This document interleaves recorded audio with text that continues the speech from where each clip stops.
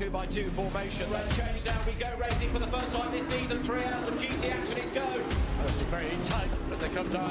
Group of cars coming in. This has all got trouble written all over it. This is G3 cars. Drop downhill there, head towards the Aqua Minerale. Imola, of course. There's another one off through the gravel.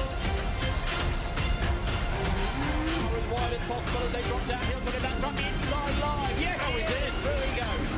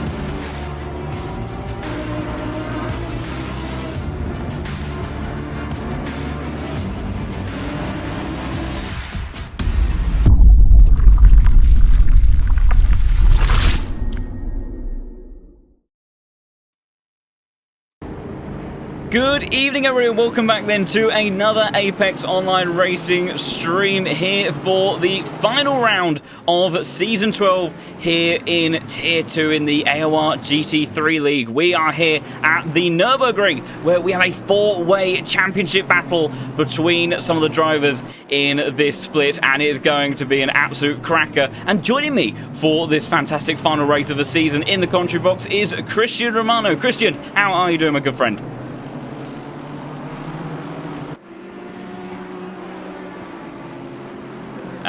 Not sure if Christian can hear me at the moment. He was, all things were well not too long ago, hopefully. Okay, it works, oh, there we go. So, okay. Christian, how you Sorry. doing? Okay, already technical issues. Great. But apart from the voice not being present, quite well. Considering it's the season finale, there is a freeway battle for the lead. And I think in Nürburgring there is quite a lot of action because there are multiple overtaking spots all around the track, and all of them are quite tasty to be felt. Yeah, without a shadow of doubt. It really does open up a lot of opportunities. 15 turns of pure motorsport madness. And to run through those championship protagonists, we have a few in the hot seat for tonight. So your championship leader, this man, number 23 of Alejandro Avila in the Mercedes. The Spaniard, the only driver to take more than one victory this season, took victories both at Bathurst and Suzuka, and currently leads Jeffrey Miguel Renault Ricci in the Porsche, the 441 car for Visual Esports, by 28 points, who is still winless so far this season, but has consistently been in very fine form. And in practice ahead of this race was looking absolutely rapid, so do not rule out this man whatsoever. And then just 1 point behind him in the standings is Jay Fang in that BMW. Again, a driver that's had 2 podiums, no wins so far this season, but has been very quick throughout. And then technically still in the fight, but maybe a little bit too far out of the points in order to really pose too much of a threat is Simone Seminara, the Italian in the 112 BMW. So 3 main contestants, maybe 4 if we really had some drama in today's race, but it is certainly going to be an interesting one. And as you rightly say, Christian, you know, a lot of overtaking opportunities around here, and that may lead to some drama on the first lap. Usually turn 1 in Nürburgring is it's not like turn 1 in Monza, but considering its degree of angle of about 180 degrees nearly, it's quite hard to have a free wide there. And the problem is that it happens quite a lot free wide in turn 1 in lap 1 because everyone wants to get in front. I think the better play to start the race here is from the outside, not the inside, because the inside has a little bump that just makes you easy to oversteer and to spin your car and not have the correct traction. While on the outside you can literally jump half the field because everyone has to stop, and so you can go from the outside and basically overtake 6 or even 10 cars. I saw people going from 25th to 10th in just a turn because they were just avoiding every incident, going from the outside and going to the not the grass, the AstroTurf, sorry, the AstroTurf from the outside, and then just gaining position out of anything. So I think who starts in 4th place and 2nd, 4th, basically from the outside, has the better option, even because turn 2 is a left-hander and turn 3 is a left-hander. So that's why I think the outside here is going to have more importance than the inside. So I wonder if someone will play the card of going a bit slower to not have the inside.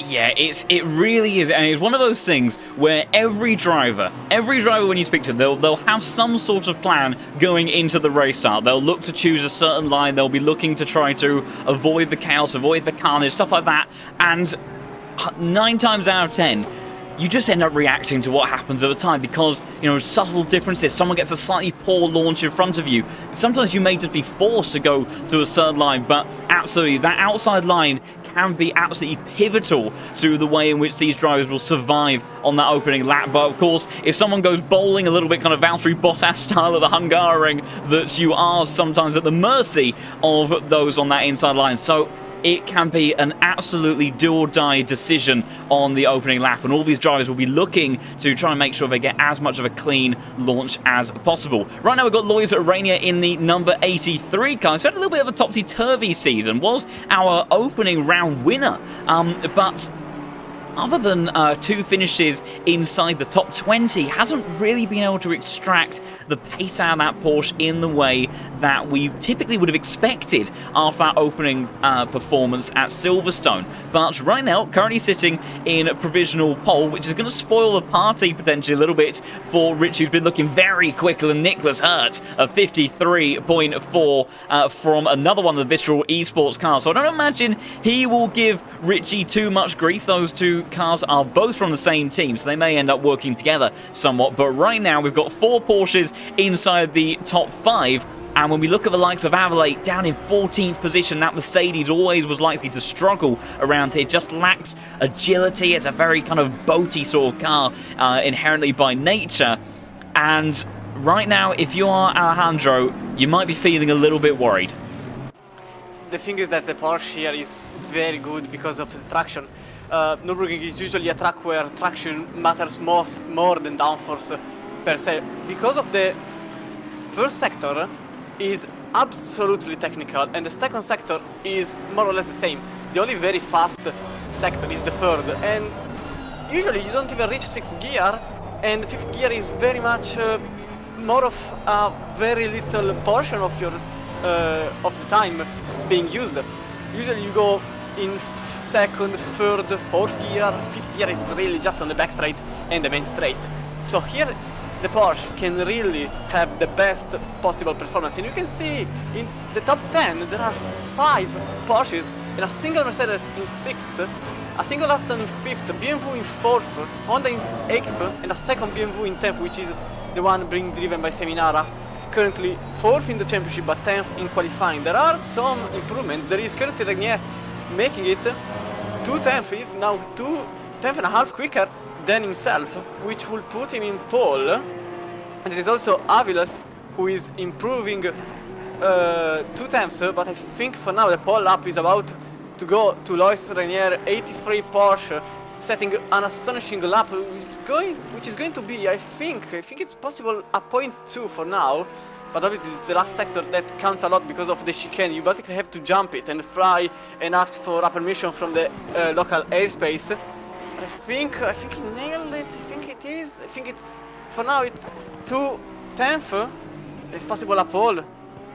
Yes, looking really neat and tidy from the Frenchman. Number 83 car heading towards the line. He lost a little bit on the exit of final turn, but still good enough for a 53.3. And Alejandro Avalé, who was improving behind, up to the 2nd row of the grid, and right now ahead of Richie and Jay Fang, his 2 championship competitors. And that is a really impressive lap time there from the Mercedes driver, but he is going to be under an immense amount of pressure from those 2 behind, because fundamentally, they are going to be giving it absolutely everything. And there's a very interesting kind of contrast and balance with these cars around the circuit as well, because one, that point about the chicane, you're absolutely spot on. It is such a...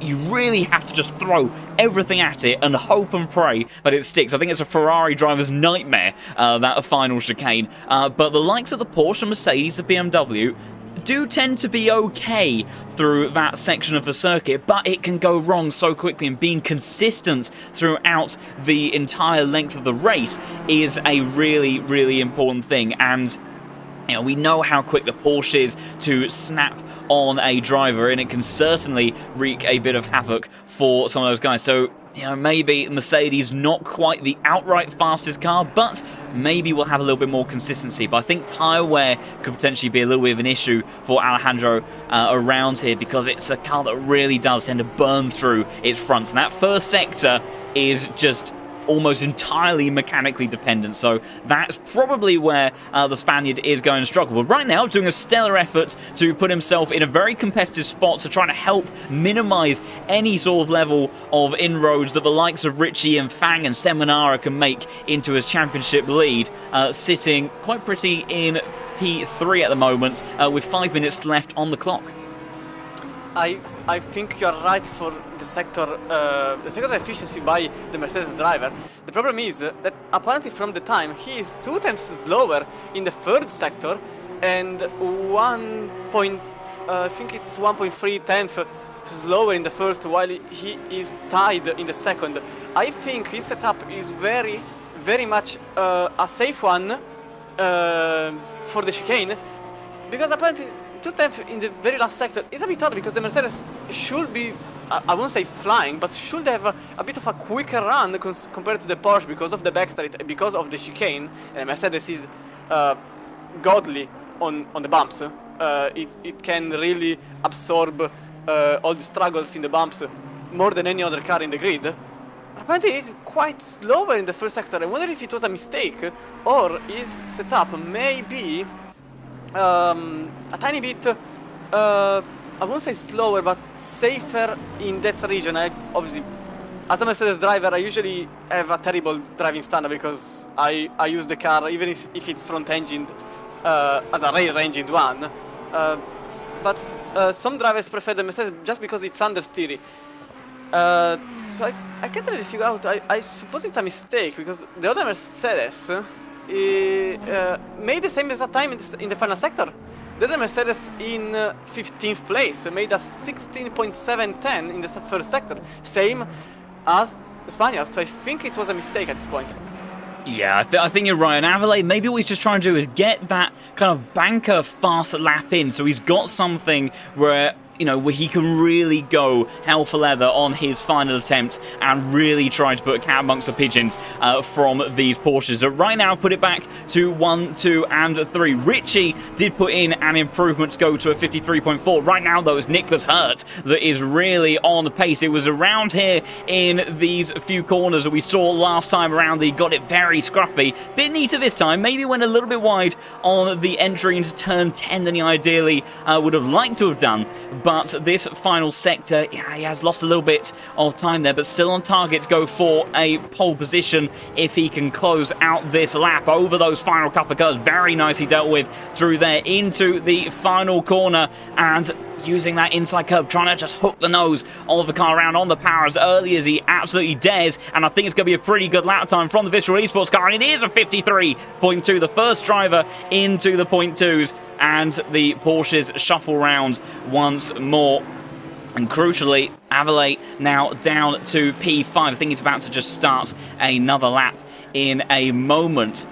And yeah, that car, generally speaking, very nice in the final sector. Also, of course, the Mercedes has a lot of torque, has a lot of grunt from that V8 under the bonnet, and that drag race all the way from the exit of turn 11 through the kink of 12 and up to the chicane is very much power dependent, and ultimately, you know, how much torque you can really get out of the engine, and that's where the Mercedes is going to gain a bit of time. So Avellay, I think, does have some extra time to find in his lap, but right now sitting in the top 5, currently ahead of 2 out of 3 of those drivers who can potentially take the championship away from him.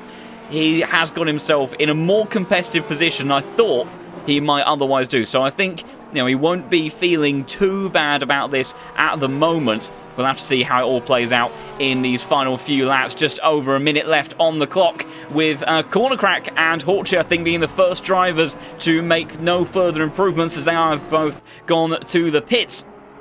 And they will start no higher than 10th and 22nd respectively. But right now, it's Lois Rainier once again trying to set the pace, and he is setting the timing screens alight right now.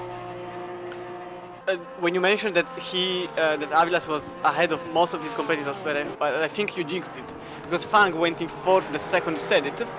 Now in 5th, because Neuer put the 4th time, but as you said, there is Rainier making it as fast as physically possible. There is also Miguel Reno Ricci trying to make it for the pole, but the pole for now goes to Rainier. Fastest time and fastest sectors. It's a purple, full purple lap. Sector 1, sector 2, and sector number 3, all purple. But there is Hirf already with a tiny bit, but there is also Reno Ricci going in the last corner, the last hairpin. He is about to make the fastest lap, I think, for a very tiny bit. Or maybe it's going to be tight. Oh. It's not tight, it's 5 milliseconds. It's just the first sector that changed everything, because the first sector is a purple one, and he makes it by 5 milliseconds with Rainier in second and Hirf 27 milliseconds away, but he is currently improving with Nürburgring in 4th, less than 2 times, and Aviles that terminates his qualifying session 2 times away from pole, just in front of Jay Fang in a BMW that is about to complete his qualifying, not with an improvement. So I think for now it's going to be between Renier and Miguel Rino Ricci for the pole, as both are improving, but there is Miguel Rino Ricci improving quite a lot, 1.2 times even now. So I think it's possible we see a 52. Yeah, well, I'll tell you what, though. Rainier has about 2 to 3 tenths in the final sector alone, because we were on board with his lap when he put together what was at the top of the timing sheets for that very brief moment. And his final few corners were, I imagine by his standards, absolutely terrible. So he's more or less matched his personal best through the first 2 sectors. But if he gets a clean run through the final chicane, he can certainly still put in a stellar effort. But Richie right now is absolutely flying, so it's going to be tricky. Oh, that's not what Rainier needs, and it's contact with Nicholas Hurt. Oh dear, and there's going to be, perhaps a little bit of controversy there, because of course that's a Visceral Esports teammate to Richie, who is trying to go for the championship, and that completely compromised Rainier's line and ability to go through a chicane, and unfortunately, we won't get to see what Rainier perhaps was capable of. And also in all of that, Richie hasn't managed to close out the lap, I don't think. He's still more or less there with his previous best. He's the last driver to cross the line. A little bit of a toe off Arnaud Brun in front of him, and in the end it was no further improvement. But my goodness, that qualifying session rounding out in a rather dramatic fashion. We don't often see contact between 2 cars on the circuit under qualifying conditions, but unfortunate there for Lois Rainier. But it is Richie doing exactly what he would have set out to do in this final qualifying session of the season. Puts himself on pole position ahead of Lois Rainier and Nicholas Hurt to make it Porsche 1, 2 and 3, with the likes of Alejandro Avila down in P5, and then the other 2 championship protagonists, Seminara and Jay Fang, sitting just behind. But what a session that was for us to witness before we go into 60 minutes of action here at the Nürburgring. For now, for the number 441 Porsche, it is the perfect condition. He's in first, while the current leader of the championship is in 5th, and guess what he needs exactly to end up in the lead of the championship? First, himself, 5th, Aviles in the 23. So I think for now the conditions are perfect, but obviously the Mercedes has the quickest top speed of all the cars in the top 5. I think Aston Martin may have a tiny bit, it depends on the setup, but usually the Mercedes is just unreachable. The only real opponent to the Mercedes is the Audi, but the first Audi is just in 10th, and I don't think it's going to be an issue for the Spanish driver. But for now, for the current pole position driver, it is the perfect condition. 28 are the points of gap between the Spanish driver and the Dutch driver, with the Chinese just a point behind, with 29 points. And for now, the situation is very much towards the Dutch, but obviously the points are made Sunday, in this case Tuesday. And it's going to be quite interesting. The start, the Porsche is just better on the start compared to the Mercedes, but the Mercedes, as you said, has a lot of torque. So I just think at this point it's all to be, I would say, decided between the drivers in just the reaction speed of their throttle pedal. And who is on the outside? I want to see, because from this, are they both on the inside? I guess. I think I can't really see it. So I think we've got, Richie is sitting on that inside line. So is Nicholas Hurt, and so is Avila. So yeah, Avila and Richie are both on that inside line. Okay, so it's a bit difficult from where they are to make positions. Obviously, the pole sitter just has to deliver. It's not really a problem. The Spanish and the Chinese have to be patient, because they will probably be overtaken in turn 1 by respectively Seminara and Holm, because of the first two corners, the first 3 corners effectively. They just have to be patient and to not be greedy. Aviles just need to be 4th to be the leader, I think.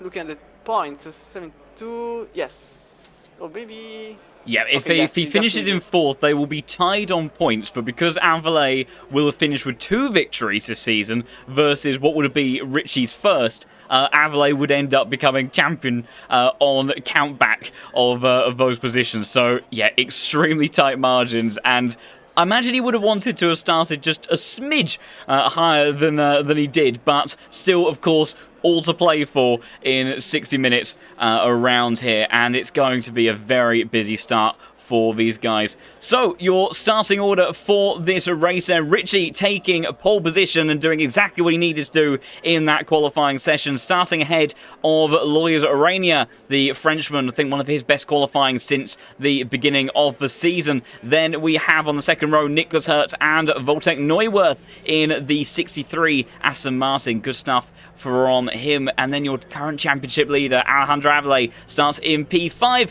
ahead of Simone Seminara in the 112 car. And then the last of your championship protagonist, Jay Fang, in the number 24 BMW. He's been so good at biding his time in races, and do not rule that man out whatsoever. Jimmy Holm, the first of the Hondas, starts in 8th place in the 777 car, with Nigel Tarrin in the 912 starting in P9. And I think a personal best qualifying session for Matt York in the number 65 Audi, the first Audi in the field.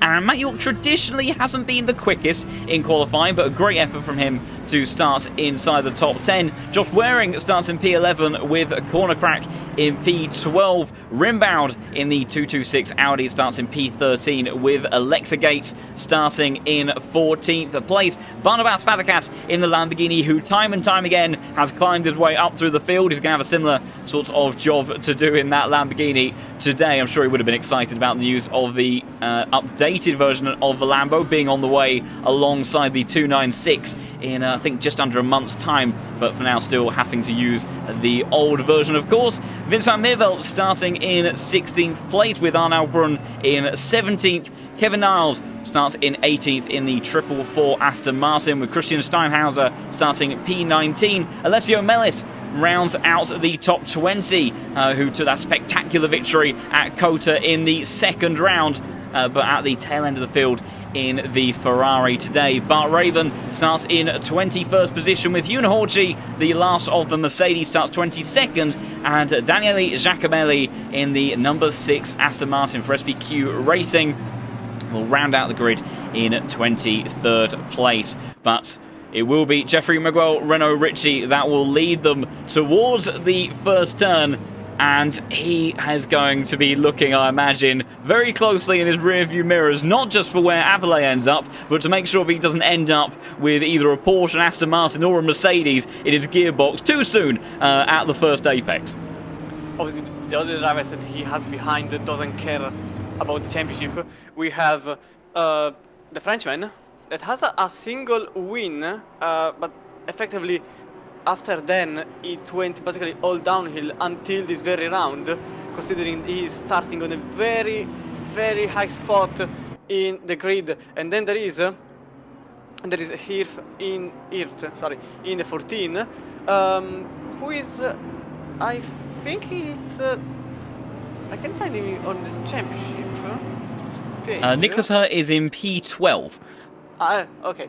I forgot how to see that made a podium in the first round, and then even for him went a bit downhill, and in this round I think it's the revenge time, so the drivers behind him are not some that he has to just lower the defense. They want to win, they want to, one, the first win, one want to have the revenge act on his championship, so they don't want to lose anything, and I think they will be the most dangerous drivers for the Spanish driver, because they are probably going for all or nothing, while he is going all in the very start.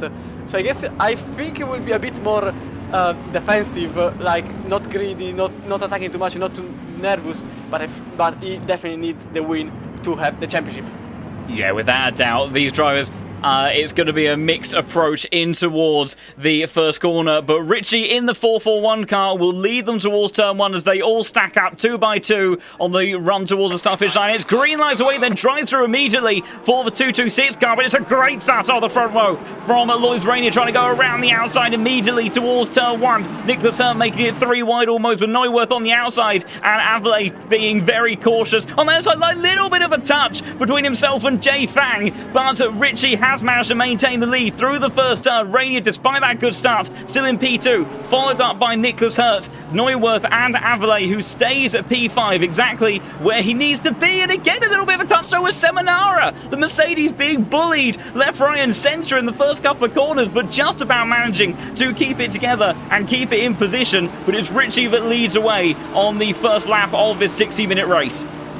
Only a single yellow flag being shown. It was a driver, it was wearing, going from exactly from 10th to 23rd, so I think he has been tapped, but in the uphill section of the grid it's all safe. There is Miguel Ricci that has gained and has managed to stay in first, with Ranier just behind, and then here, and then Neuwirth, and then Avila, so the first top 5 is still standing. How the way it started, but for now Seminara made a very good start, just in 6th now for the team Dallas Esport, and there is Holm in 7th, Fang that lost a couple of positions in 8th, York in 9th with a beautiful battle that has sparkled for 9th, but there is now Fang that has to go, maybe, not from the outside, a bit difficult there for the BMW driver on Holm, but for the rest of the drivers it's been a pretty cool and a pretty chill start, no contact whatsoever except for Waring. Yeah, it did get a little bit busy there. It's getting busy again because Neuwirth trying to apply the pressure. Nicholas Hurt, but trying to go side by side towards the chicane. On the very first lap, may not be the greatest idea. One cone already suffering a death from the Visceral Esports Porsche, and of course, I slightly miscalled that. Avelay, he needs to make up a position from where he sits at the moment if he wants to retain that championship. And right now, Neuwirth in the Aston Martin, Nicholas Hurt and the 2 Porsches out front have managed to gap him, but the Aston Martin may be looking to make a move on the inside towards turn 1, but he's a little bit too far back. Matt York in the background almost ran into Jay Fang there in the BMW, now coming under pressure immediately from corner crack in that Golf Racing inspired looking Porsche. It's sitting in P9 at the moment, but for the most part, most drivers have maintained their position from where they started. And like you say, fairly clean further down the order as well, as the 226 has immediately come into the pits to serve their drive-through penalty. And that unfortunately would of course make life very difficult for Rimbaud to bounce back in this race, as that was Seminar going a little bit wide on the exit of turn 6, but for the time being staying in P6 as he started. I think the battle is going to sparkle between the top 2 rather than the rest of the field. The rest of the field is quite, I won't say gapped, but a bit more safe, while Regner is very close. Well, he was until a couple of seconds ago, he was 2 times away from the leader, and I think at this point, Miguel Ricci has just to stay, well, clean of any overtake by the Frenchman, because Avidas is still in 5th. So at this point, oh, there is an overtake there behind. I think it was an Audi. I think it was an Audi going wide. If it was indeed an Audi going wide, because there was corner crack on the outside, but now it's going to be the Mercedes on the inside, side by side into the main back straight. But I guess the Mercedes has a bit of a poor exit, because you can see there the Porsche manages to stay in front. The Mercedes has a lot of brake horsepower more in the straight, but the Porsche stays in front for now. A bit of a bump by the Audi driver, 229, going into the inside of the Mercedes on the hairpin, and I think Van Meverde may make it into 11th place. Well, there is a yellow flag. There is Oshie in the chicane that had a bit of a struggle there, but there is still the fight for the position there with the Audi on his side. I guess is still side by side. It's astonishing, this situation here, with the Mercedes has managed to stay in front and not touch between them. Meanwhile, there is also the fight for 3rd place. Yeah, Neuwirth managed to get the job done in turn 1 while we were watching that spectacular scrap 4 positions further down the order and managed to get himself up into P3. Nicholas Hearn now under pressure from Avelay, and of course Visceral Esports teammate to Renault Ritchie sitting in P1 at the moment, so he will not be trying to make life easy for that Mercedes behind by any means. It's still kicking off further down the order. I think Van Meerveld had a little bit of contact between himself and Nigel Tarrant because he's dropped behind Kevin Niles in the 444 car. Now finds himself in P14, maybe hunting down the inside, not quite. Someone though that did just lose a position was Seminara. He's got a slow exit going towards the Schumacher S, is now being put under a lot of pressure from Jay Fang. Dips a wheel into the gravel, that's going to ruin his momentum, and Jay Fang, we saw him trying to go around the outside of Jimmy Holm earlier on, and all the way around the outside, contact on the entry, and I think what you were about to jump in there as well, Lois Rainier, like you say, has taken the lead, and that is a big moment potentially in this championship fight. We're going to look back on the replay to see how that took place, but that is bad news if you are a fan of Ritchie or Visceral Esports. And it was a wheel dipped in the gravel, and the Frenchman wasted no time at all at putting Ritchie under pressure in towards turn 10, and that could be a very costly error. 2 overtakes that happened for the same reason. A little mistake that just happened. Seminara was basically sliding because of the rear wheels basically going into lockup mode into the hairpin, while the former leader went to the gravel into the Schumacher S and then lost the position on the Frenchman. For now, the Spaniard is in 2nd, but the leader of the championship is in 5th, and for now it's uphill for the Spanish driver because he needs the 1st place, and it's not like because he wants the win, he needs it for the championship. Yeah, he really does. He needs to outscore Avelay by at least 29 points. But right now, with Alejandro's position, Ritchie is watching his Tier 2 championship win hopes escape away from him in the form of the 83 car, who has had such an up and down season, and how poetic would it be for Rainier to take victory in a season opener, have disasters in between, and then take victory in the final round, denying Ritchie a chance at the championship. We'll have to see how it all plays out. 53 minutes left to go on the clock, and still a lot that can happen in this race. The gaps, though, all the way down from 1st place to about P9 have more or less calmed down, with the next nearest battle taking place between Corner Crack and Matt York, as well as the likes of Nigel Tarrant, who's putting a lot of pressure right now onto Alexa Gates in that Mercedes. But for the most part, inside the top 10, and that was a very wide moment for the number 35 car. Almost contact on the entry in towards turn 11 as well, but I don't think with that sort of exit for the Porsche, Tarrant will be putting any pressure onto Gates anytime soon on the run into the chicane. But more or less, most drivers in the field managing to keep it clean and also behaving themselves on these opening couple of laps. It's been a quite clear start compared to the usual Nürburgring menu that you have in front. There was a very lack of turn 1 incidents, luckily.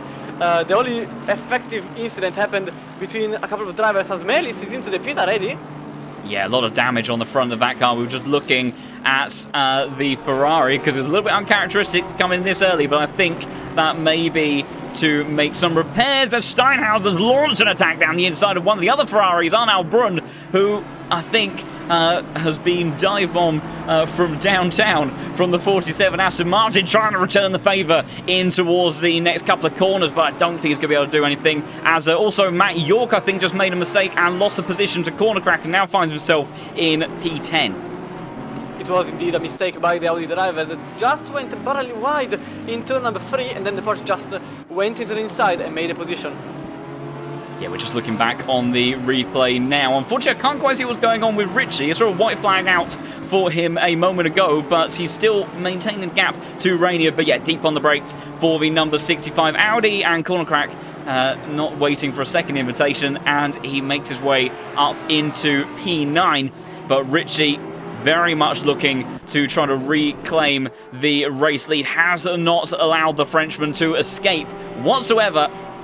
after that mistake, but now he finds himself in a position that he really does not want to be in. Now he's having to push, and we'll go on board with him on the run up in towards this final chicane, because look how tricky it is when you are following somebody that is just as quick in the same car as you in front, trying to spot your line through there, and does it absolutely beautifully, but it's tricky all the way through. Got to be aware of the first curb, the second curb, and not getting too far wide on the exit over the grass. It's fairly forgiving, but you play with those limits a little bit too much and it will bite you very quickly. We know how quickly the Porsche can escape from underneath you, but still sitting within 0.4 of a second of Rainier, and you know, perhaps at this point it's almost into the back of him at the apex of turn 1. We'll just be looking to bide his time, make sure there's a gap behind that is sufficient for the likes of Neuwirth, and then they can really have an intense scrap potentially in the second half of the race, but he still needs to be patient. At the moment, obviously following a car that is the same as you, with basically the same speed and I think the same skill set, because you saw in qualifying how close they were, and you have the dirty air and you have to play with it. So basically you have to go with different lines, different strategies, maybe even trying, well, not trying, but faking the dive bomb. Usually there is a tactic when you are following that is basically letting your, making your opponent think that you are going for the move, so he goes wide, so you make the effective move. I think in turn 1 that was the initial tactic, going a bit over the brake, hoping that Rainier would have fallen for the trap. It didn't happen, and Rainier just stuck with his usual line, so I think Eleno Ricci has to find another way, another line, or just waiting for a mistake, or the pit stops, because even then you can make a lot of seconds, or you can lose a lot of seconds for different factors. Pit entry, pit exit, or just stopping in your correct box, and sometimes you may miss it. Yeah, it's amazing how quickly it can unravel. And the undercar around here, that's Josh Waring making a dive down towards the inside. Arnold Brun having to open the steering on the exit of turn 11 there. Manages to still maintain position. I tell you what, that may not have done Waring too much good, because here comes Bar Raven in the BMW. The Ferrari defense has gone straight, almost 3 wide towards the chicane. Surely not in contact between Waring, and that is Arnold Brun sent off in towards the wall there. And he's just about managed to recover. I'm not sure if he ended up making contact with the wall or not, but that was a very big error from those two. We'll go on board with Josh Waring on the replay, and we'll try to see. He was flashing his lights already to the 910 on the run up to the top of the hill. Wasn't too happy. Potentially see the Honda overspeed as they got to this part of the chicane. And, that's very true. I think Arnold Brun was just assuming that Waring was going to back out of that one. He kept his foot planted. He didn't have a great deal of his car alongside the Ferrari, but equally Brun was very firm on shutting the door, and now finds himself into the pits for a lot of repairs. And I think Waring is in there as well. In actual fact, I think he is retired to the pits for the 34 Honda, so not what either of those drivers would have wanted. But less than 15 minutes into this race, racing that hard and aggressively towards that very tricky chicane, I'm sure both those drivers will perhaps be reflecting on the decisions they made that led to that incident.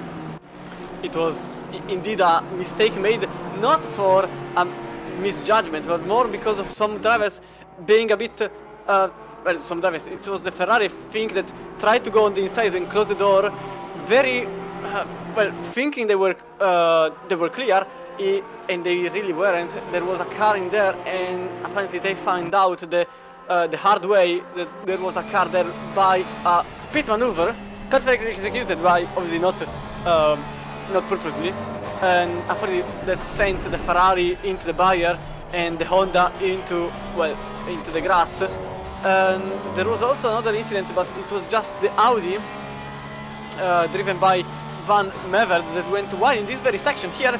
Again, he goes in the exact way, he goes wide and doesn't lose any position, but it's the same way that he lost 15th place. Meanwhile, there is a bit of fight still going on, both for 1st and for 7th place, and even for 11th. Multiple battles sparkling all the way into the field and over the track, and we are just 15 minutes into the race, and it's been pretty chaotic compared to the start. Yeah, absolutely. We just I was just looking back on the replay for that mistake from Van Meerveld. So easy through that final chicane. And he also went very deep under braking in towards turn 1. Now coming under a little bit of pressure from Bar Raven, but definitely closest fights on circuit right now. The likes of Jay Fang versus Corner Crack, Gates versus Taran, and also Rainier versus Richie. And right now, Avalé 1.5 seconds behind Nicholas Hurt, who of course won't be making life easy for the Mercedes driver whatsoever, as his teammate is going for the championship victory. But right now, it does seem like the Mercedes... Oh, that's Corner Crack sending one up the inside. Fang making a mistake under brakes there. The BMW surely has the speed. Oh, I thought we were going to have a repeat pit maneuver there on the run up towards the Schumacher S's. Just about managing to keep out of each other's doors. But Corner Crack, great momentum through those couple of turns. But I think the BMW is going to have it covered as long as Fang gets a decent exit. Wonky line, though, in towards turn 11, and it's Wonky on the entry there, and that might be all the invitation that the 420 car needs, but that BMW's got some pretty good grunts under the bonnet, and it's going to be a tricky drag race, taking a little bit of curb. Is Corner Crack on the run up towards the chicane? Surely, though, can't do anything against Fang, and Fang moves across under braking and manages to hold that position for the time being. But Corner Crack right now does seem to be the faster of these two cars, and that's allowing Matt York as well to close up in the background. But in terms of our championship fight right now, it all hangs in the balance, really, of whether or not Lois Rainier can keep Richie at bay, because Avalé isn't making a great deal of inroads. In actual fact, someone else that could be a fly in the ointment is Jimmy Holm, because he's been gaining on the Mercedes driver. And if he does drop Avalé into 6th position, that could really start to shuffle things around again. I was indeed looking at the fact that Holm is trying to overtake on Avilas, and I think I was doing a couple of calculations. I think that if Avilas goes in 6th, so 6 points less, there will still be.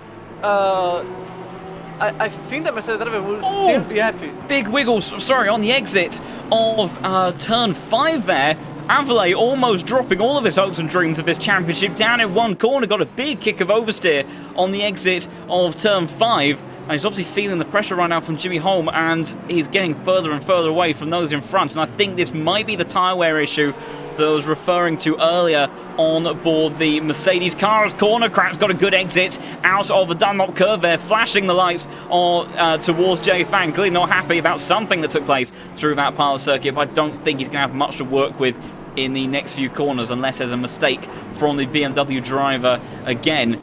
Reviewing those points between the likes of Avalé and Richie. So if they were to finish in 2nd and 6th place respectively, I think that would be a 29 point swing in favour of Richie, and I believe, if my maths is correct, then he would take the championship by 1 single point. I went in Excel and to see that effectively for now there are just 5 points of difference, and Miguel Rino Ricci is now trying to make it, as there is Fang going for the undercut already. It's a very early undercut. Race. I'm quite surprised, to be honest, because 18 minutes is a very, very short time. Usually you go with 25, 22, 27 for the undercut, not 18. I'm quite interested by his pace now. Yeah, that's quite on the extreme side. Of course, we saw the likes of, I think, Mellis coming into the pits very early on to repair some damage on the car. We've also seen Giacomelli come into the pits as well, as Rainier's gone very deep on the exit of turn 5 there. That's going to allow that gap to just close up a smidge, making a very similar mistake actually to what Avalé did not too long ago. And I'll tell you what, a driver that may look to try to go for the undercut as well could actually very well be Avalé, because if he starts to come under pressure from Jimmy Holm and things start to get a bit dicey, at the end of the day, he is going to want to maintain position over that Honda behind. And one of the simplest ways that you can do that, especially if you've got the likes of Jay Fang going for that early undercut, he does not want to end up behind one of the drivers he is battling with. Oh, the news off! Oh no, okay, it disconnected for a moment. Oh dear, that was, I think we've seen his connection actually play havoc at the Hungaroring in the past. That was what took him out of that race, and oh dear, yes, something, yeah, that was, we just looked back on the replay and we've got Rainier teleporting in and out of Narnia, but thankfully everything seems to have restored into normal working order. But I imagine for both those drivers that would have given them a bit of a scare. I think about as much as it gave you, Christian, in all of that, but it's obviously a lot on the line for these Tier 2 guys. guys, but thankfully right now, the battle not under too much chaos via technical issues. I saw a car going straight into the wall. I was like, oh no, it's all happening. But going back to the points, for now it's just 5 points between Aviles and Miguel Ricci, but effectively if Holm overtakes the Mercedes, it's going to be -1 for the Mercedes driver, so this position really counts for Aviles, while Miguel Ricci has to get a position more, while Tain is following the undercut with another driver going very, very quickly into the pit just after 20 minutes. I think the Fang effect is going into place because people are getting worried that he may undercut everyone, and there are already some responses. Yeah, and that is that kind of that aspect of the undercut. It's not the ideal strategy sometimes, but the one thing you don't want to do is end up sacrificing a ton of positions that you don't have enough time to reclaim later on in the race. Particularly, you know, if maybe you're a car like the Porsche or something like that that struggles with straight line speed. It's not always very easy. Of course, a lot of Porsche drivers, you know, complain constantly, and often rightly so, about the lack of straight line speed that car has, and it can make overtaking absolutely diabolically difficult if you don't have that edge over something like an Aston Martin, like a BMW, like the Mercedes. So, you know, if you are in a Porsche and those around you start to go for that undercut, you are likely to try to react to that sooner rather than later, and Aviles in particular may have to worry about the effect that undercut from Jay Fang is going to have, because while Jay Fang still not really too much in terms of position where he needs to be, and there's Richie now going for the undercut, and that is also very pivotal potentially, and we'll have to see what Lois Rainier does in response to that, because if Richie can make that work and he manages to re-establish himself into the first place position in terms of the championship points, that would then put it back towards his favour of Aviles losing out in the final round. But Aviles still staying out, has managed to gap about a second to Jimmy Holmes, so I'm not sure that Mercedes has a great deal more pace to unleash in this race, so it's more going to be about just trying to hold on to what is effectively P5 in this race, and just hope that the number 83 car in the form of Lois Rainier is going to be able to keep the Visceral Esports 441 car of Renault Ritchie behind in the latter stages of the race, but that undercut is definitely going to shake things up.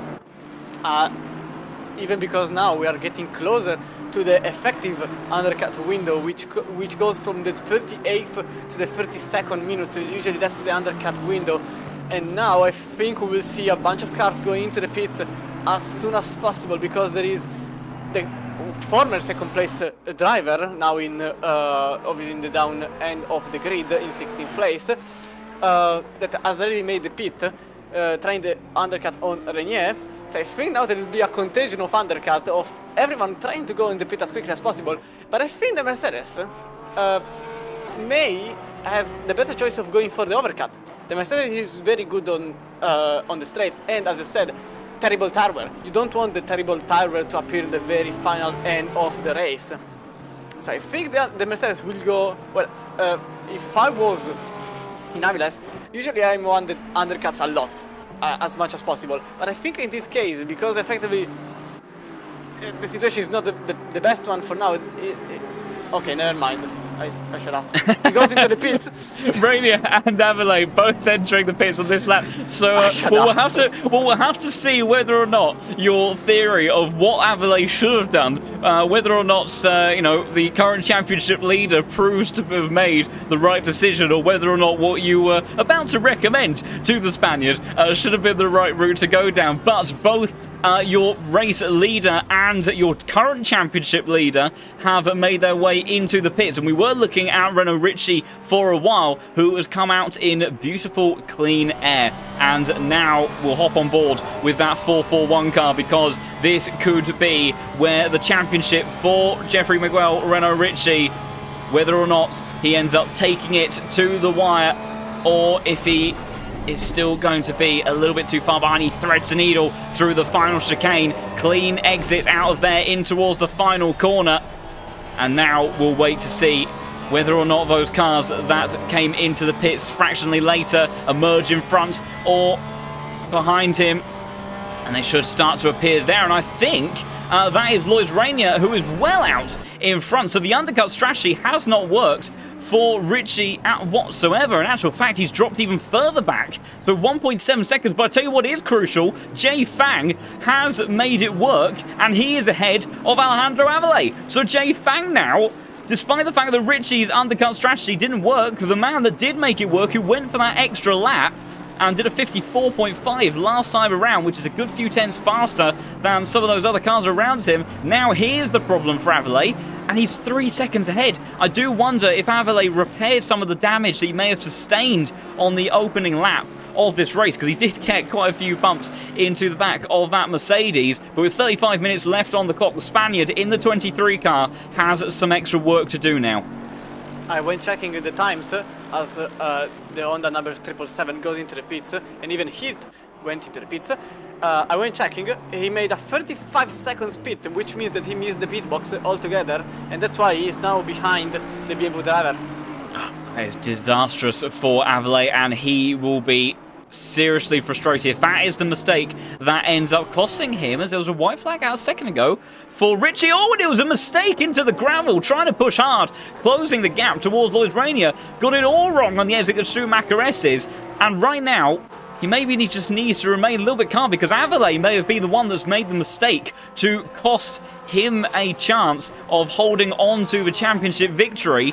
And if Richie stays at where he is in this race and doesn't make further errors like that, he could very well end up finding himself in a position to take the championship by a single point in the closing stages of the season. Meanwhile, we've got Giacomelli trying to apply the pressure to Van Meerveld, the Aston Martin, closing in a straight line towards the final chicane, but surely won't be able to do anything on the entry into Val. That's wide on the entry for Meerveld. He hasn't been happy about how the car has been playing with him towards that corner, and immediately down the inside in towards turn 15 there. The Aston Martin in the 6-car drag race alongside the Audi towards turn 1. I think he is going to have the job done, and also crucially up ahead, Alejandro Avila has emerged just about 3/4 of a second ahead of Jimmy Holm, which means he's managed to keep himself from losing 2 positions, but Jay Fang certainly capitalizing on the mistake from Avila, and now the Spaniard finds himself in a very unfavorable point in this race. Avila was quite lucky in this situation. Holm made the same mistake, missing the pit box, and even there 35-second pit instead of the usual 31, 42, as currently Seminara goes into the pit, same with the Aston Martin 63. So now Avila is in front of, oh, Vermeer with a yellow flag, oh, into the barrier. No, it doesn't collect the barrier, he just went into the grass altogether, and in 21st place. Now he missed everything that could have missed, and now there is all the drivers that are going into the pits for the undercut, except 3-4 drivers, now 5, even because Rimbo, I don't think he will go. So it's 5 drivers that didn't go into the pit yet, in the 32 minutes to go. But as I was saying, the Honda effectively made a mistake in the pit, so that's why Avila is still in front of the Honda. And for now, the Spanish driver is a bit of in a dangerous position, because if everything goes as it has to go, I think he is going to be 6th, with Miguel Rinovic in 2nd, and so Miguel Rinovic is currently the leader. Yeah, that could be the error that costs him in this championship, because Lloyd Rainier has managed to pull away, as well, temporarily, partly as a result of the mistake from... Oh, the Mercedes off! Oh dear! Oh, and that's even worse then! For Avila, Seminara now has got through as well, and trying to work out then, so effectively, in terms of the positions, we've got a little bit of, I think, a timing error, have we? With the leaderboard on the left-hand side, because Neuwirth is currently in P8, not P5, as he's appearing on the leaderboard. So in terms of your effective race positions, it is Rainier that leads this race ahead of Renault Ritchie. Neuwirth rounds out the current podium as things start to shuffle their way around, followed up by Nicholas Hurt in effective P4, Jay Fang effective P5, followed by Seminara, and now Avila. So Avila is effectively in P7, whilst Renault Ritchie sits very happily with a big grin on his face in what is P2 in this race right now. And Avilé, he was doing what he needed to do in the early stages, but ever since that pit stop, it's just started to unravel more and more for the number 23 Mercedes. I think it's the combination of the undercut, which effectively here in Nürburgring is a bit of a hard choice to pick, because you go out with cold tires and this track is very demanding on the tires because of the technical sector 1 and sector 2, and that's why I think the overcut, as I was saying, works slightly better than the undercut in Nürburgring, because of the cold tires that really can't, and the Mercedes that if everything goes wrong, the Mercedes can still outrun in the main back straight. And in this situation is a bit of a hard situation because the Mercedes pitted earlier and is still behind every other opponent, as there is a hit just behind the Nürburgring for 6th virtual position, which is going to be the 3rd. Yes, it's going to be the 3rd position in the standing. So now Nürburgring, Aston Martin in 3rd and hit just behind, as is also Avilés that is trying as hard as possible to get into the virtual 9th, into Seminara's position. And the 23 also has to stay alert, because behind there is also the Honda 777 that wants the overtake. And last lap there was a 6 tenths difference between Avilés and Holm, 55.1 by the Spanish driver, 777 made a 54.5. So I think it's quite the battle there. Yeah, without a doubt, Alejandro's race is not going as planned, and also it's not all said and done in terms of those going for the victory either, because last lap from Renault Ritchie was a 53.775, and that was half a second faster than Lois Reinu, who's brought the gap down from what was almost 2 seconds after he made that mistake down to about a second. So the Vistral Esports driver really trying to make sure there's absolutely nothing that can be said or done from Avilé in terms of this championship fight, as he sets off in hunt of what will be for the race victory, as Fazekas comes into the pits. I think it's now only Rimbaud and Bart Raven left to come in, and Alejandro Avilé's day may be about to get worse, because Jimmy Hull is putting him under all sorts of pressure in the Honda, and this car has straight line speed, and he is looking towards that inside line, and this is very dangerous because Avilé, he can't risk going out of this race, otherwise that will completely hand it over to Renault Ritchie. But of course, at the same time, he needs to not just hold on to these positions, but he needs to reclaim those that he's lost. And in that battling, whilst he has kept the 777 Honda behind, that has allowed Seminara to escape further up the field. It's allowed Fang to run away as well. And the Mercedes driver is just going from bad to worse. What was looking like such a good position in the opening 20 minutes of this race, with the mistake in the pits, with the mistakes on circuit, the strategy of those cars around. We said about the Fang effect of going for that early undercut, that whilst it was extreme, it did certainly play off well for him once he got those tyres up to temperature. Whether or not that will end up going downhill later on in the race, we'll have to see. But right now, a lot of work needs to be done from Avilé in that car. Closest fight on circuit. In actual fact, we've got a couple that have just spawned into existence. We've got Steinhauser versus Kevin Niles between the two Aston Martins. But rather more crucially, at the pointier end of the grid, Ritchie closing in once more on Lois Reinu with a 53.5 last time around. It's effectively game on in all the fight. There is a fight in both ends of the grid. There is a fight for first and a fight for 19th currently. There is a fight in every single position, to be actually honest, and you can't really pick one because possibly there is going to happen something else somewhere else.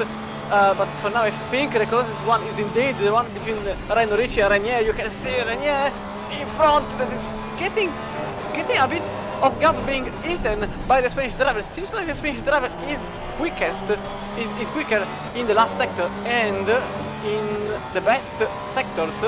I confirm it because Renault Ritchie went nearly 3 times faster in just the final sector in their respective personal best. Oh, big dive! Oh, into the inside goes the Spanish driver. Contact between the two drivers, and now Renault Ritchie is in first, so apparently the championship is going into Spanish land.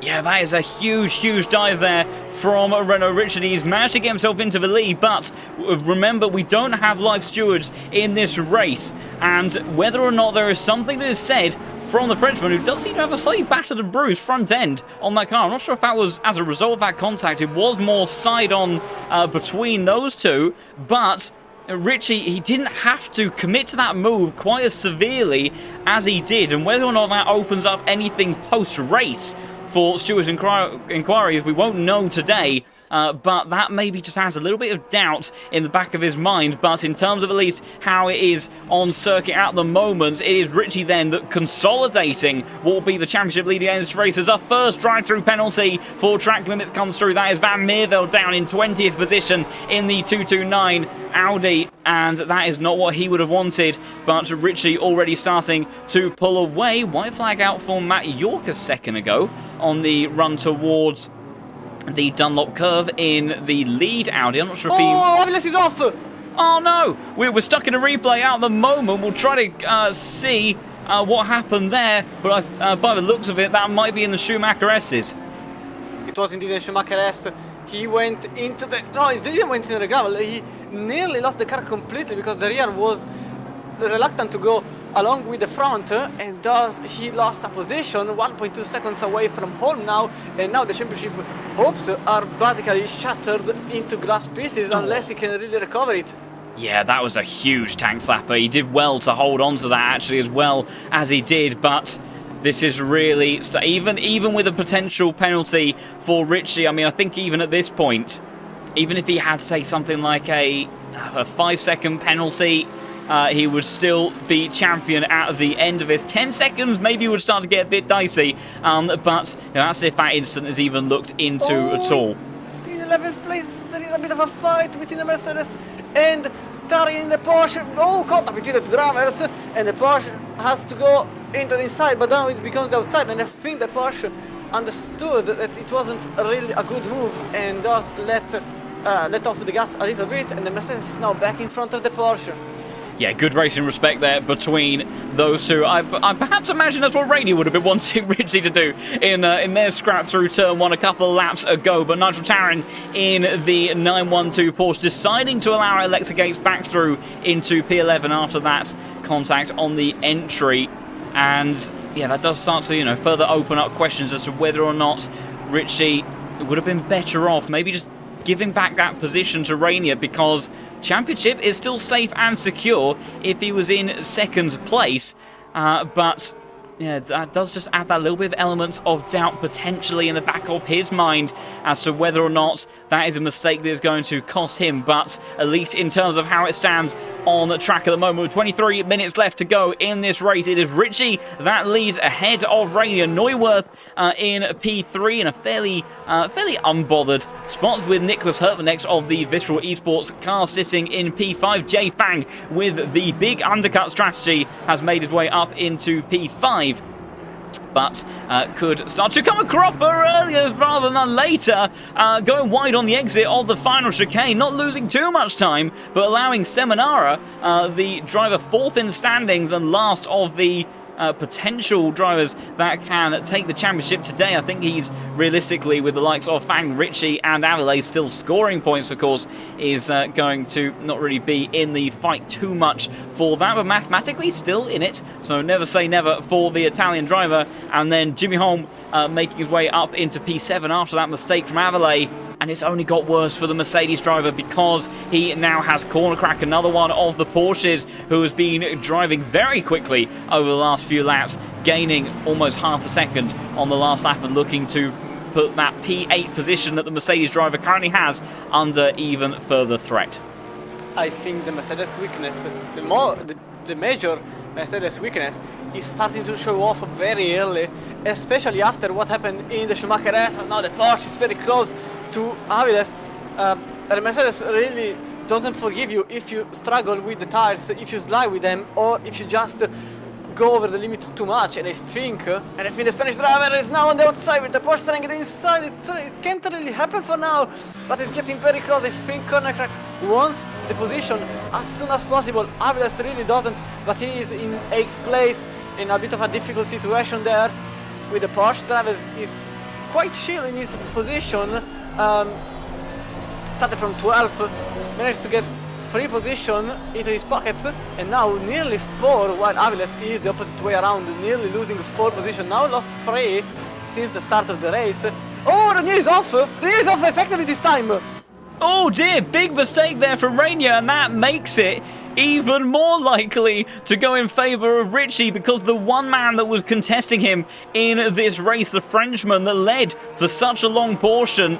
And that is a very odd spot, as I think Cordercrack has made the move over Avile. We're stuck in a replay at the moment, unfortunately, so we'll have to catch it in just a moment. But as they went into the chicane, took a chunk of curb, and then went wide onto the grass, got a big tank slapper, and that's what I was talking about with the Porsche. It's extremely unforgiving. The scrap between Cordercrack and Avile is still kicking off in the background. We'll try to have a look at it in just a moment, but I think eventually it has gone the way of the Porsche driver and has got the move done. So we'll have a look, and it was already kicking off through the final chicane. By the looks of it, Cordercrack ended up taking the position. Avile was then trying to apply the pressure towards turn 1, but we know how it all played out. By the time they got to turn 3, despite looking towards the outside line and trying to brake very, very late, as we have seen over the last 10 or so laps, the Mercedes has really struggled to find anything to work with and respond to the pace of the cars around it. And despite all the talent in the cockpit of that number 23 car, that will still remain your winningest driver from this season, even after today with 2 victories, it is looking less and less likely that the Spaniard will be taking the championship here in Tier 2. It was effectively another mistake that led to the problems, because Aviles went wide into the entry of the chicane, and thus he lost the position, while I was also looking behind, because there is quite a fight for what is the 15th place. There are multiple drivers, there are 4 drivers trying to fight for the same position. Now the 16th with Alessio Melis that has to defend in the Ferrari, but the BMW Raven into the outside. Oh, little contact between the 2 drivers, with the BMW on the outside. That's good to go in the Assetto, but maintains the inside, the Ferrari on the outside. The problem is that behind there is the Aston Martin number 6 that may try to get the best out of it, but apparently it doesn't happen, with Melis maintaining the position, with Raven staying in the little sandwich between the Ferrari and the Aston, and the SPK Racing Team driver has to stay behind and watch the fight sparkling, with Raven getting very close to the Ferrari in front. But I don't think the Melis will let that happen, as the fight has been going on for almost an entire lap. Well, it was basically an entire lap, and now the BMW is behind the Ferrari. The BMW with a very quick exit. I wonder if the dive bomb will happen, and the answer is yes. The BMW inside the Ferrari, trying to get into the inside as quick as possible. Little contact between the BMW and the Aston Martin driver, with the BMW having a little bit of a bump draft by the Italian behind, and nothing still happens in terms of position switching, but a lot of head-breaking moments that were about to happen, and luckily no problems happen among the drivers.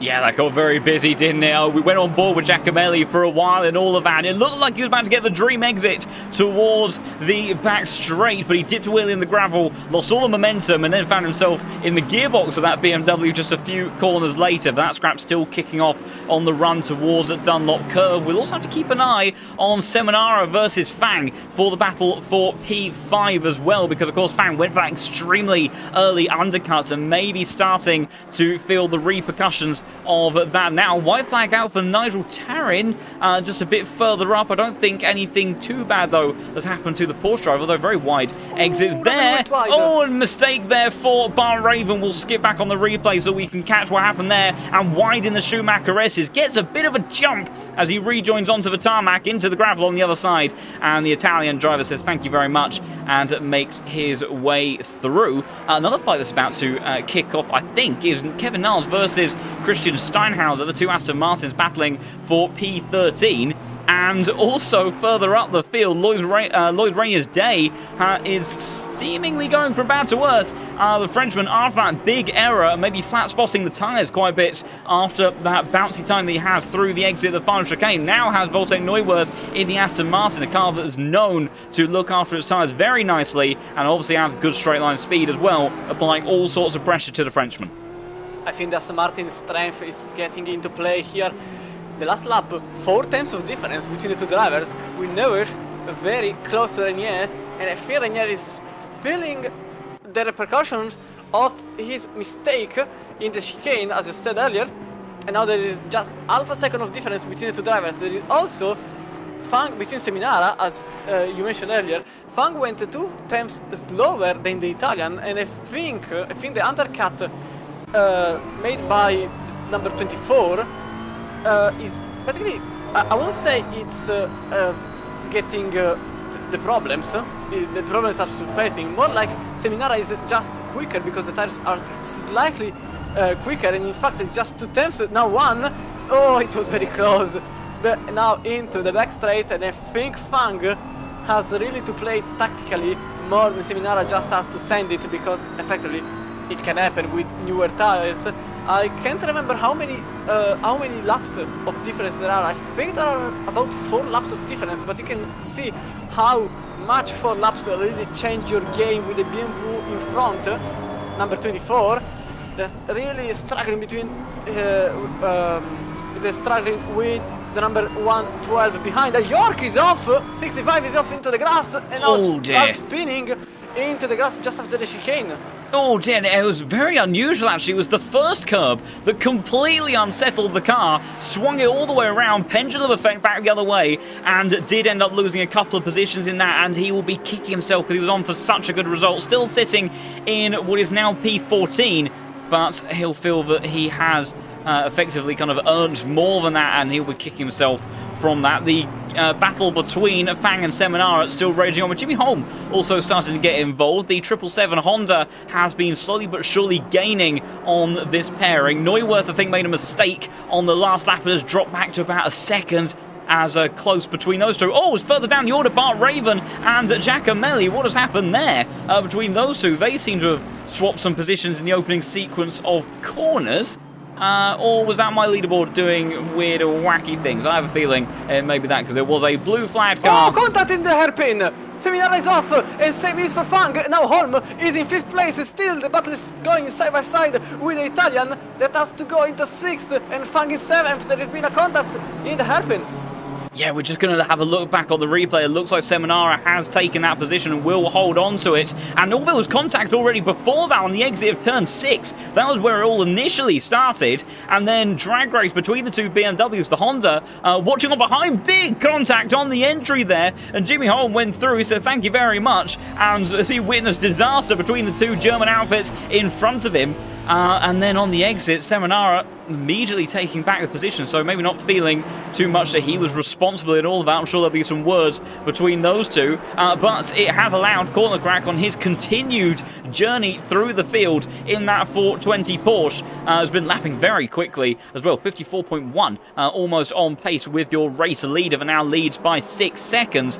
Corner Crack, who has had a very topsy-turvy season, now finds himself in a position maybe to come away with a P7 finish, because J Fang's tyres, if they weren't damaged already, they're certainly feeling it now. Effectively, Fang is now in a very struggling spot. Remember, he pitted just 16 minutes after the start of the... No, 18, sorry. 18 minutes after the start of the race, so basically 9 laps only for his tyres, while usually the whole field went into the pits at about 35 to go, so a lot of minutes into these tyres already, and if the problems weren't already surfacing, now they are surfacing even more after the contact, and now there is Corner Crack very close to the number 24 in front. I really think that Fang is now struggling a lot, both with damage and tires.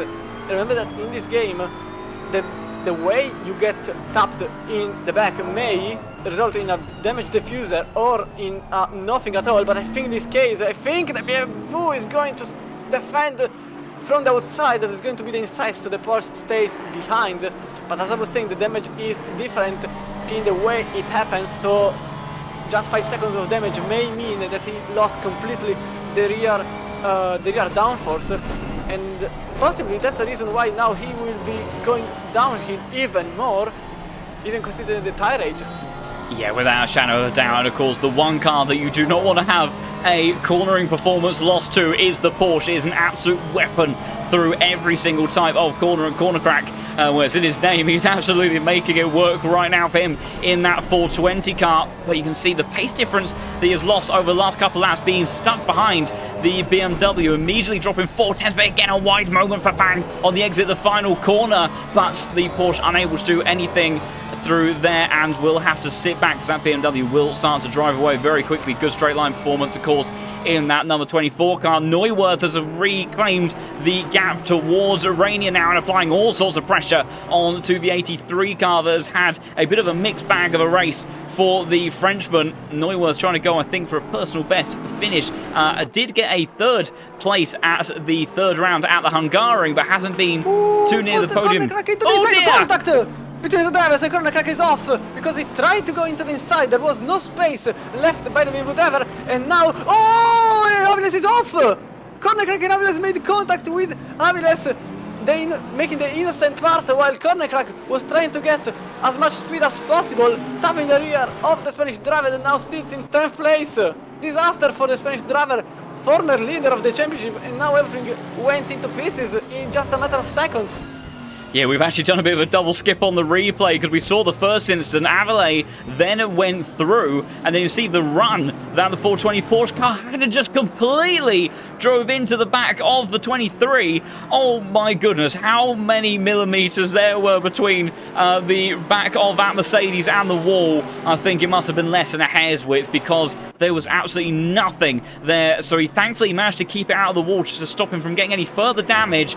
And corner crack, fair play, did drop back to allow him to take the position, but after what looked like to be a little bit of a consolation prize for the 23 car, ends up being an extra 2 positions lost, and I imagine it may be 3 in just a moment, as corner crack very likely to reclaim that position, as we know the pace that he has on board in that Porsche. But Avile, well, he'll be seething inside that cockpit, but I think realistically the job in terms of the championship fight was already done with the other mistakes that he made today in the pit stop and the repercussions of that, and that car just not behaving in the way that he would have wanted throughout this 60-minute race.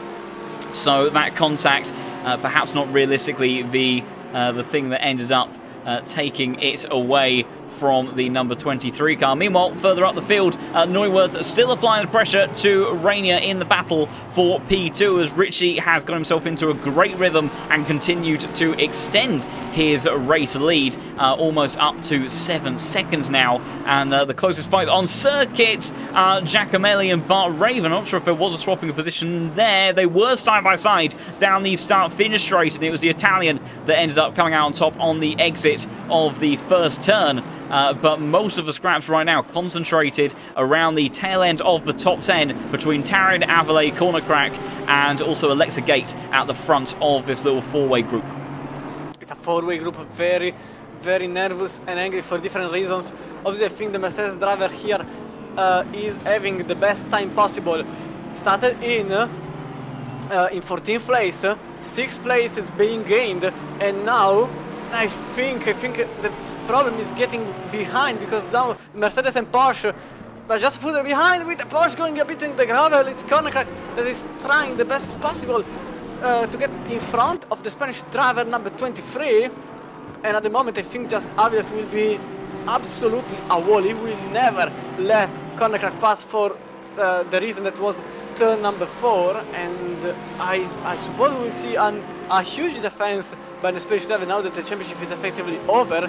The only thing that remains is try to defend whatever is defendable, while also in front, tiny another mistake. couple of meters in front, there is Gates and Tarin making a bit of a battle for position.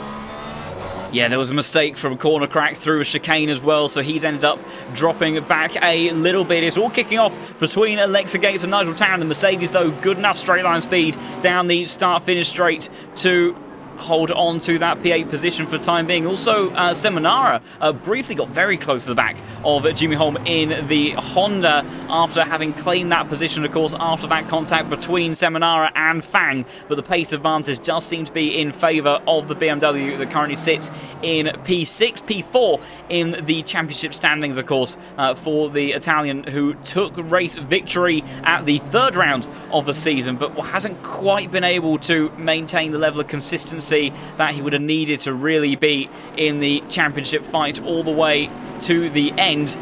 But P5 in the final race will certainly help boost his chances of moving up the order. A little bit wide for Taran on the exit of turn 6, and time running out for these drivers to make a move and try to gain any final positions, any final crucial championship points to help move their way up the order. It's effectively Seminara is trying the best possible to get at least a top 5 for his curriculum. That definitely will help his championship. Although I think it's not for a position, because there are 38 points between him and Jay Fang in third current position. Jay Fang being just behind him, so effectively it wouldn't be for a position in the standing. But nevertheless, it's a top 5, and you definitely don't want to throw it away. And meanwhile, there is Gates and Tarin having the closest fight on track, I think. Well, no, there are multiples 2 times to fight on track, so I just choose one at this point. But I think we can go with the further up the grid one, with Tarin now still behind Gates. And for now, the last lap, now that they crossed the line, has been basically the same. 30, not even 30 milliseconds of difference between the Mercedes and the Porsche driver. They are lapping the same exact times.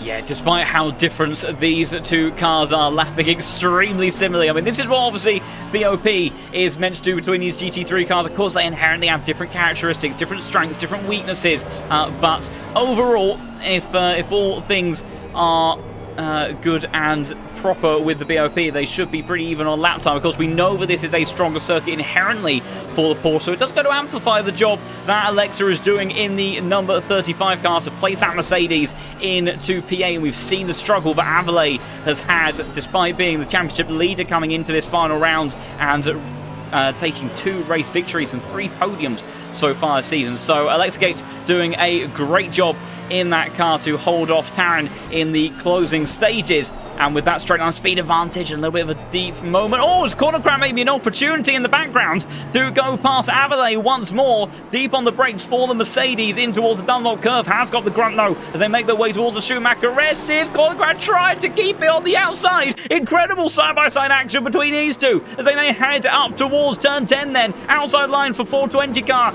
in the Porsche, trying to make it work. Better cornering characteristics. That's the inside now for turn 11. And I think Avile, despite his best efforts and all the talent that is inside that number 23 car, the grip, the cornering performance and the speed of corner crack in this stage of the race has taken the position. Unless the Mercedes grunt can do something about it, nothing left to lose now for Avile on the run up towards the final chicane. Deep on the brakes for corner crack, and it's all come undone, and he will rejoin just behind the Spaniard. And after all of that, after such a great move, finds himself back into P11 once more.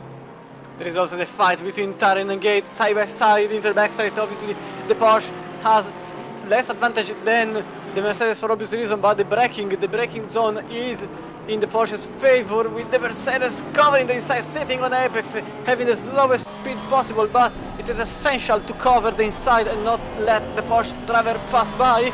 It's basically the same copy-paste battle between a Mercedes and a Porsche, except this time we are going for 8th place, and the Mercedes is still in front of a Porsche.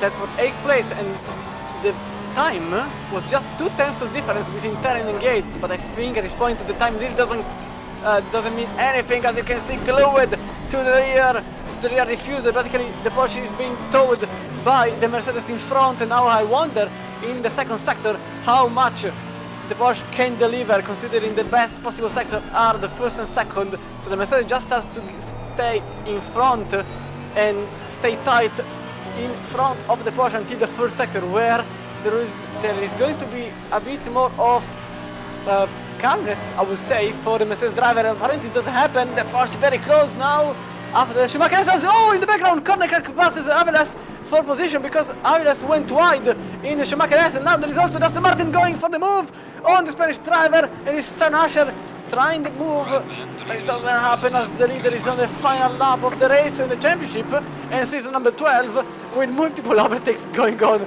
all the way into the field. Aston Martin is basically trying to read the exact chassis number of the Mercedes in front, and Aston Martin stays behind in the final chicane, but there is also Tarin and Gates side by side into the final hairpin. I don't know where to look.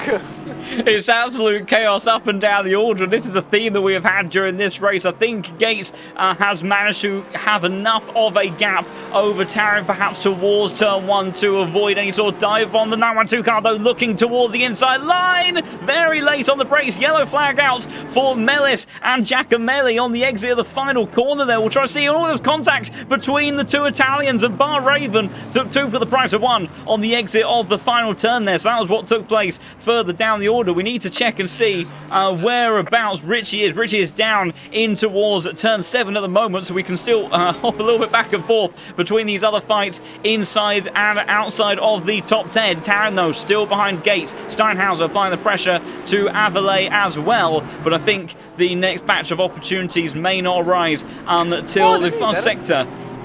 The leader with a mistake, well, more than a mistake, but I don't think it's a bit of a problem because there are 7 seconds of difference between him and Renier. So if just a brief yellow flag, I was really worried when I saw yellow flags.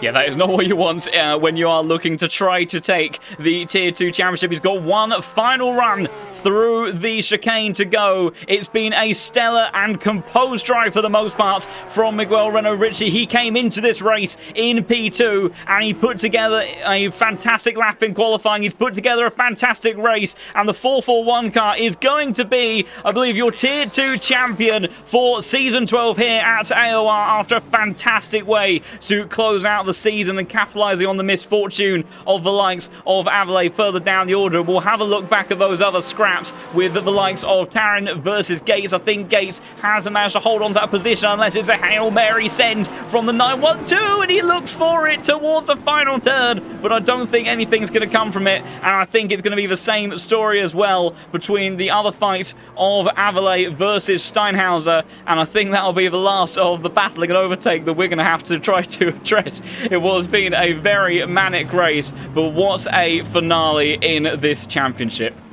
The championship completely went upside down because the former leader of the championship is now in 3rd place because the number 24 is now in 2nd.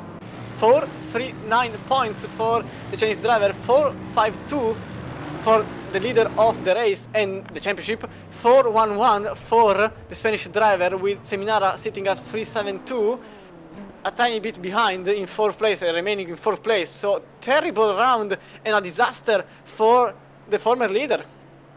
Yeah, it has not been the day that he would have wanted whatsoever, and it's been so tricky for the Mercedes to try to keep up the sort of pace that he needed to in this final round. But despite all of the talent in that cockpit and despite Alejandro's best efforts, it unfortunately just hasn't quite worked out for him. So we'll have to see if we get any interviews for the final round of the season. It'd be great to hear from our drivers. But Renault Ricci is your provisional Tier 2 champion, and I think I'm fairly confident in saying that. Of course, there will be the opportunity for stewards' inquiries, but I find it hard to believe that given the points differences and the finishing positions of those around him in the race, that will change at all. So Ricci takes the win and takes the Season 12 championship here in Tier 2, with Rainier and Neuwirth rounding out the podium. Nicholas Hurt, a fairly lonely finish in the end in P4, with Jimmy Holm managing to defend from Seminara to take P5.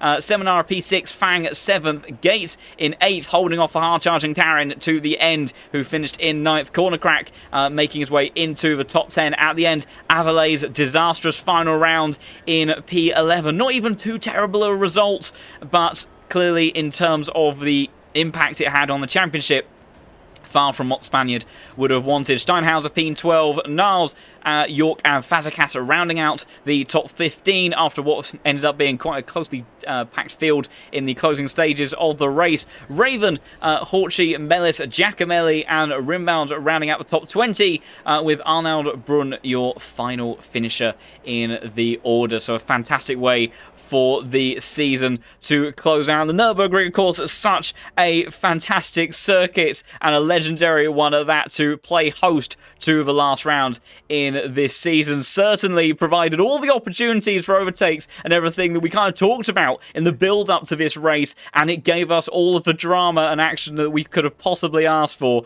in the finale of this season. It's not looking too promising, unfortunately, for any interviews, which is a little bit of a shame. But I suppose if nothing else, with the action we've had today, we've had our fair share and dosage of drama and action, haven't we?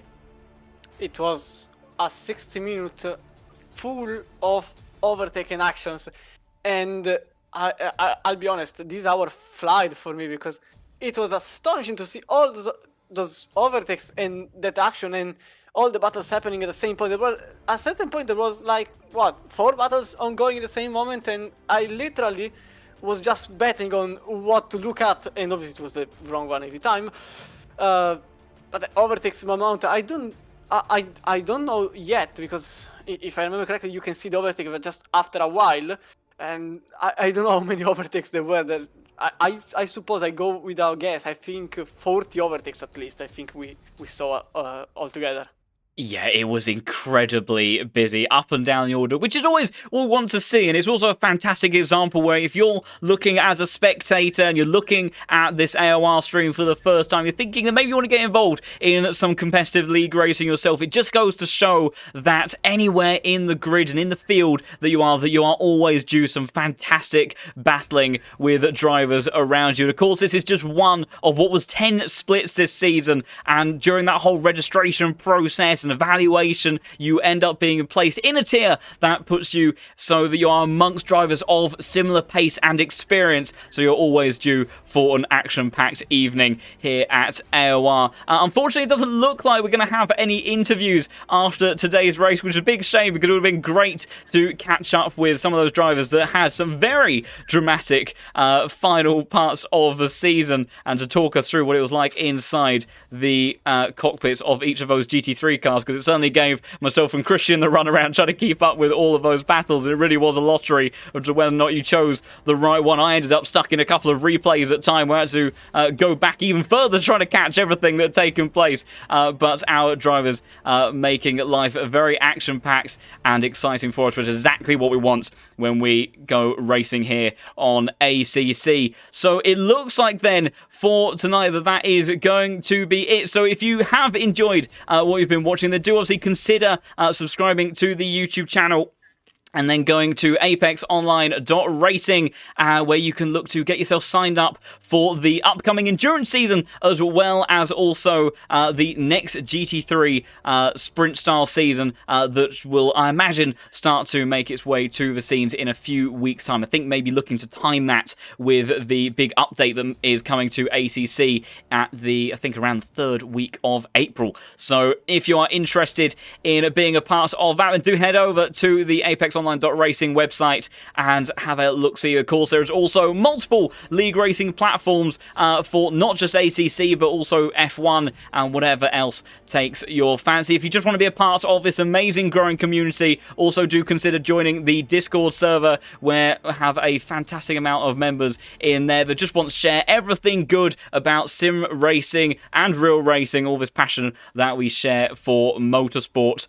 And then, like I say, this GT3 League will be back in a few weeks' time, where we will be underway with some more fantastic action. So congratulations to all of our champions across the 10 tiers after what has been understandably a very committed and long-standing effort across this 7-round season from each of those. And And a huge thank you to all of our guys in Tier 2 that have put on such a stellar show for us throughout this season. And a huge thanks to you as well, Christian, for joining me for the finale. Of course, Tim, my usual partner in crime in the season as well, who unfortunately couldn't be here because he is feeling under the weather. Hopefully he will be feeling better soon. But it's been great to share the commentary box with you today, Christian. Some final words from you from this fantastic race. It has been definitely a great race with overtakes all going. As you said, it was a lottery. Basically, it was just I will look at this battle, and who knows what would have been the result.